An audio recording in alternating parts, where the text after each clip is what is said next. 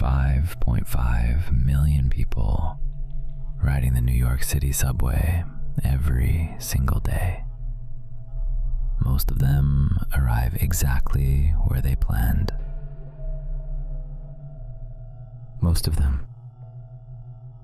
Tonight, 3 subway encounters from people who thought they were just taking the train, underground tunnels, flickering lights, and the strangers who ride the rails when everyone else has gone home. Some journeys don't end when you reach your stop. Let's descend.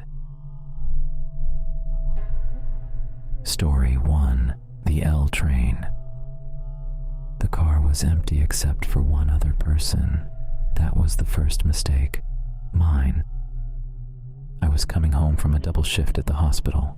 My feet ached through my shoes. I still smelled like the ER, antiseptic, and something underneath that you stop noticing after a few years on the job. The L train platform at Bedford Avenue was deserted. I stood under a flickering overhead light, watching the tunnel. The platform was so quiet I could hear the rail hum, that low subsonic drone that starts 30 seconds before a train arrives. Whispers. It wasn't humming yet. When the train pulled in, I walked to the middle car, out of habit. The doors opened, that familiar pneumatic hiss. The man sat in the far corner, gray suit, perfectly still, hands folded in his lap, well-dressed, middle-aged, staring straight ahead. I should have walked to another car. I stepped inside and sat near the opposite door. The doors closed. The train lurched forward. That's when I noticed his hands. The moment I focused on them, the hairs on my forearms lifted. That animal response, the one your body runs before your brain has finished the thought. They weren't just folded. They were perfectly still. No fidgeting, no adjustment. Even breathing causes small movements. His hands didn't move at all. I looked away, stared at my phone, but my reflection in the dark window across from me showed his corner clearly. I started using it without thinking, a way to watch without being caught watching. He hadn't blinked, not once since I'd gotten on.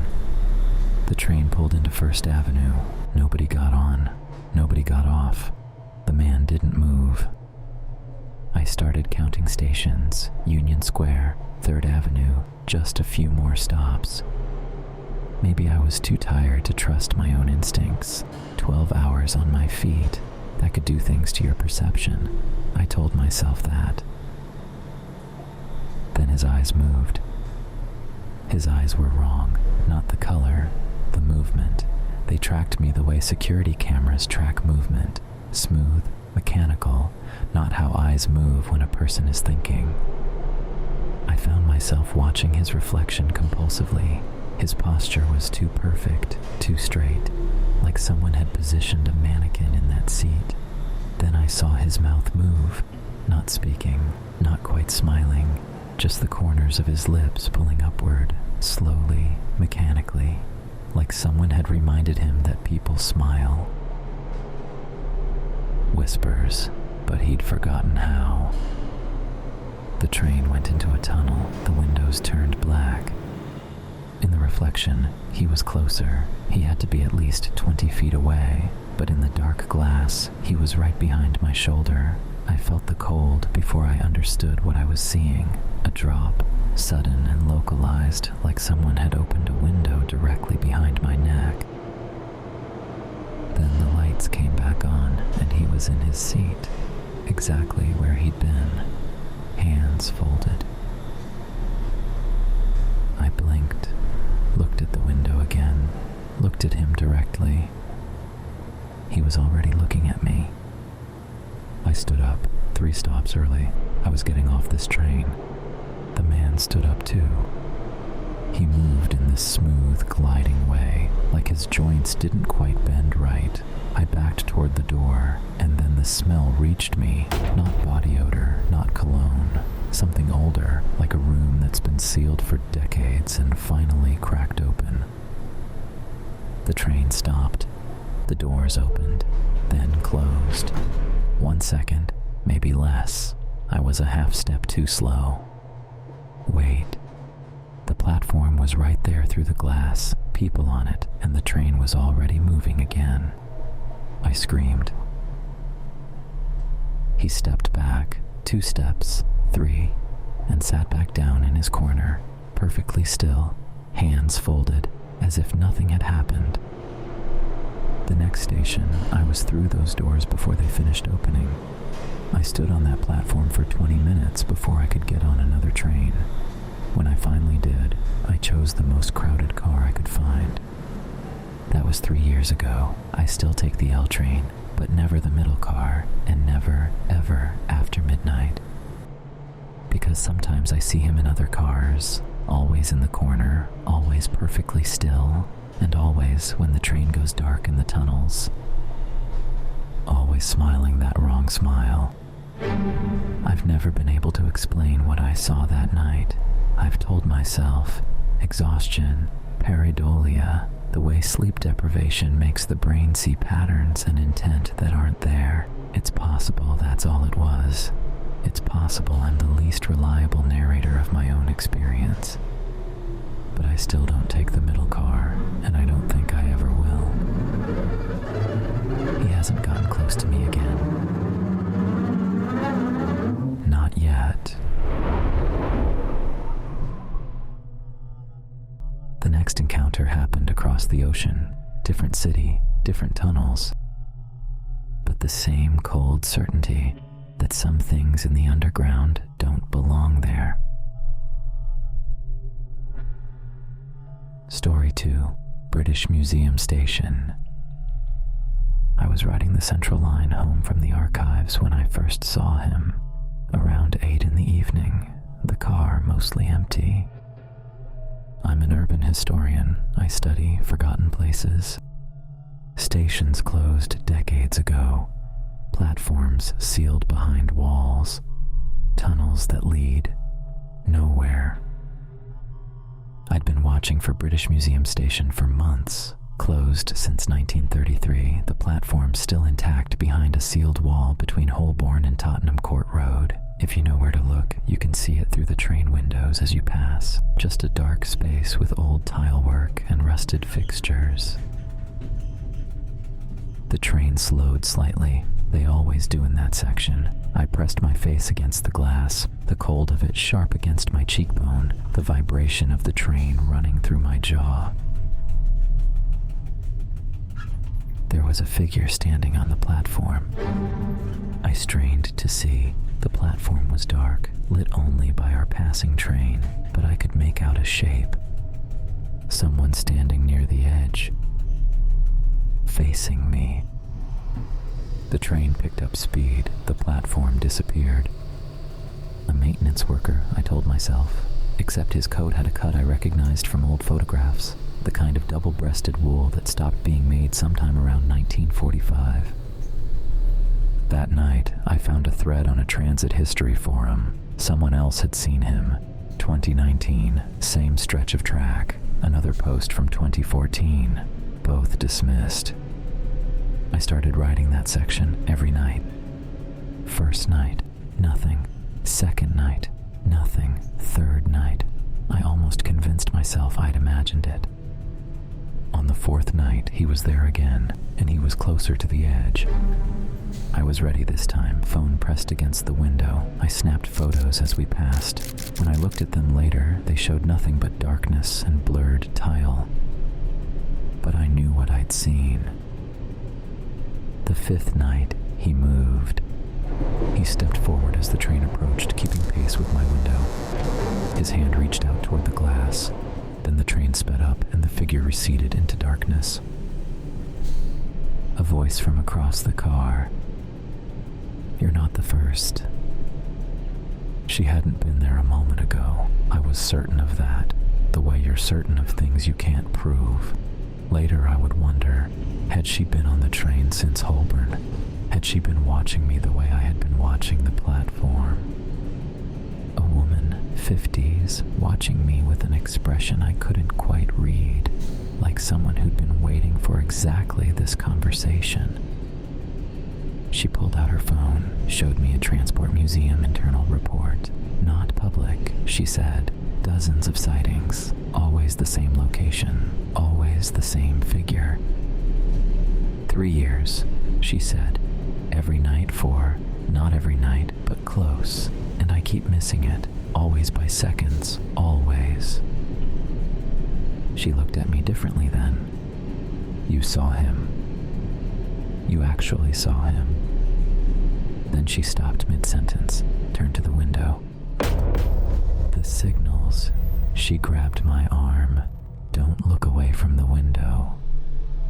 The platform came into view, the man in the long coat, standing in the same position.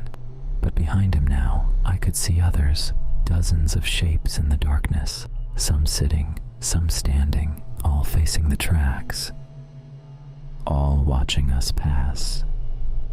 The war, she said quietly. They were sheltering here, the whole station, and then the train was decelerating. She felt it too. They didn't make it out, most of them. He's always at the edge. He's always the one reaching. They can't stop here. Officially they can't. The signal won't allow it. But it happens. It happens, and when it does, people... She looked at the window. Don't move. The brakes screamed, that specific shriek of iron on iron that fills the whole car, that gets into your teeth. Then silence, the kind of silence that only happens when a train stops somewhere it shouldn't. The train shuddered to a halt. The doors didn't open, but we were stopped, level with the platform, level with the figures. The man in the long coat was at the platform edge. His face was pale. His eyes were dark hollows. He was reaching toward our train. No, I heard myself say. The man pressed his palm against the glass of my window.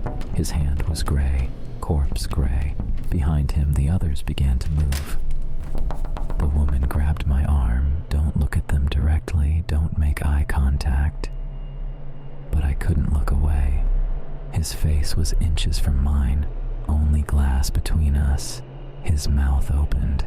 I couldn't hear him, but I could read his lips. Help us. The lights flickered. In that moment of darkness, I heard something that still wakes me at night, the sound of hands pressing against the outside of the train. And through the glass, I felt it too, a cold that moved. Not the still cold of the tunnel, something that had direction, something pressing. The lights came back.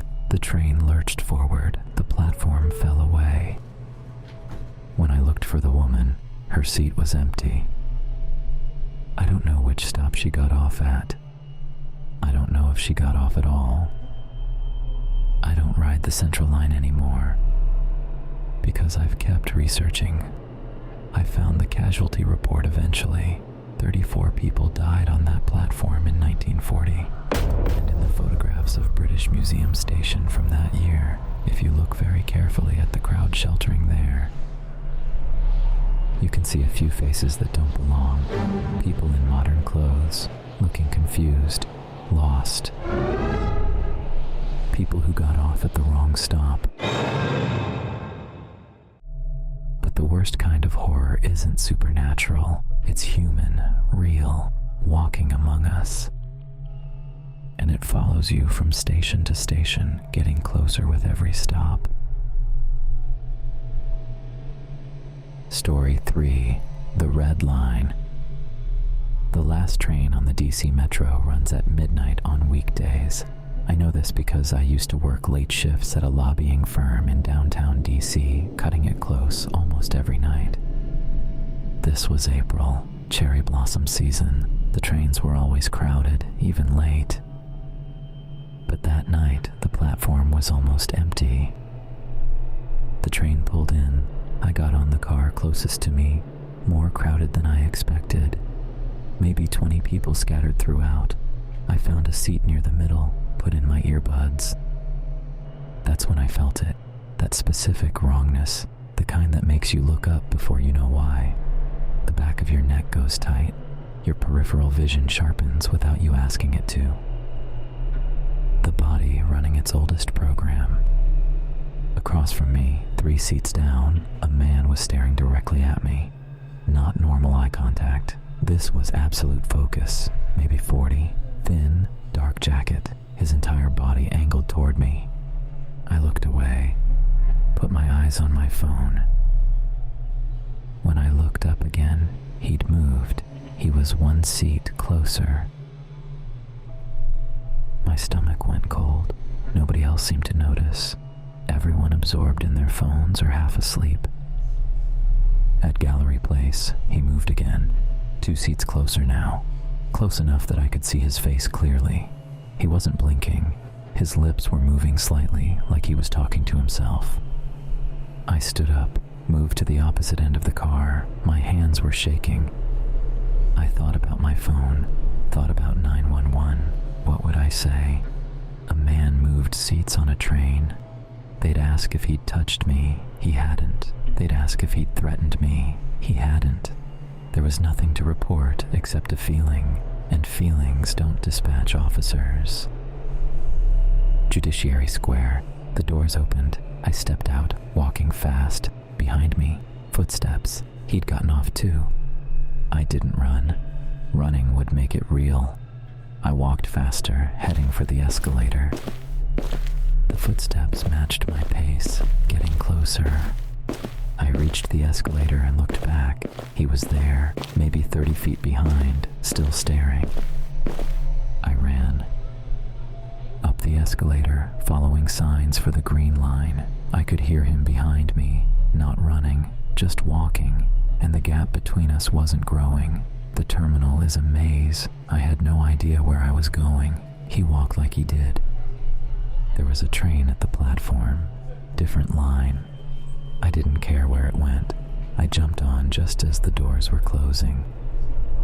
He stood on the platform, watching me through the window as the train pulled away. His hand came up in a small wave. I rode that train for 3 stops, found my way back to the red line. The last train had already passed, but there was one more, a late-night service 10 minutes out. I stood on the platform with maybe 15 other people, safety in numbers. I was okay. The train arrived. I got on a car in the middle, surrounded by other passengers, found a seat, closed my eyes. When I opened them, he was sitting across from me. The train was loud, announcements, wheel noise, a child 2 seats away, but the sound around him felt different, muffled, like he was behind glass even though he wasn't. I made a sound, not quite a scream. The woman next to me glanced over, annoyed. Nobody else reacted. "Hi," he said. His voice was soft, polite. That made it worse. I stood up, backed toward the door. "I see you every night," he said. "Same train, every night. You always look tired. I used to want to ask if you were okay. You're alone a lot. I noticed that. I thought." The train was slowing for Union Station. I thought maybe you needed someone. That was the worst part. He meant it. The doors opened. I ran. Out onto the platform, up the escalator, through the vast terminal. Police officers near the Amtrak gates. I ran toward them, through the crowd, until I hit the main hall. I looked back. He was at the top of the stairs, smiling now, eyes too bright. I ran outside, flagged down a taxi, threw myself in. "Go, just anywhere. Please, go." I twisted around to look through the rear window. He raised his phone and pointed it at the cab. Taking a photo of the license plate. My hands were shaking so badly I had pressed them flat against the seat to hide it. I could feel the vinyl, the stitching of it, something to hold on to while the world outside the window rearranged itself into something I didn't have a word for yet. I gave the driver an address 3 blocks from my apartment, paid cash, walked the rest of the way. I quit my job, moved to a different neighborhood, changed my routes, my schedule, my lines, and for 6 weeks, nothing. No sightings, no feeling of being watched. I started sleeping again. I started to think it was over. 3 days ago, I saw him again. Different station, different line, standing on the platform at Rosslyn as my train pulled away, watching me through the window. That same small wave. The thing about pattern recognition is that it works in both directions. He's been learning mine, and I'm only now realizing I've never once looked to see if he has a system, a route, a schedule of his own. I don't know where he lives. I don't know where he works. I don't know anything about him. And he knows everything about me. 3 platforms, 3 encounters the city recorded and forgot. The surveillance cameras caught it all. Every platform, every car, every face. They just don't tell you what they saw. Until next time, this is Hollowgrin, descending back into the dark.